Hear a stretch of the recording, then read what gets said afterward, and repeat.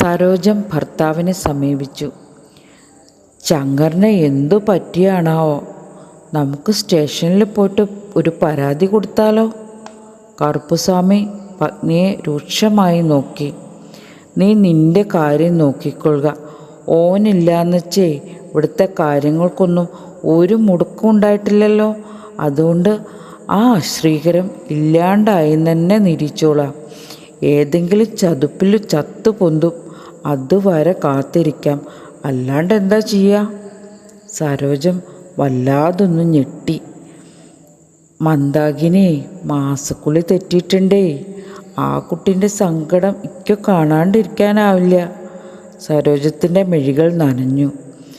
അതിനു നീ സങ്കടപ്പെടണ്ടേ, ഞാനുണ്ട് അതിനെ നോക്കാൻ.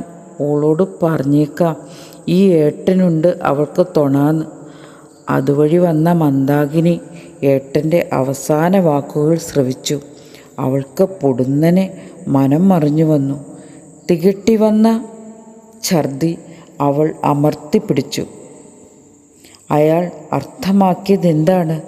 ഇയാൾ തൻ്റെ ചങ്ക്രേട്ടനെ എന്തെങ്കിലും ചെയ്തിട്ടുണ്ടാവുമോ? ഒരു ഉത്തരവും കിട്ടാത്ത ചോദ്യം. മന്ദാകിനിക്ക് തൻ്റെ മുൻപിൽ വെളിച്ചം മാഞ്ഞ് ഇരുളണഞ്ഞ പ്രതീതി തോന്നി.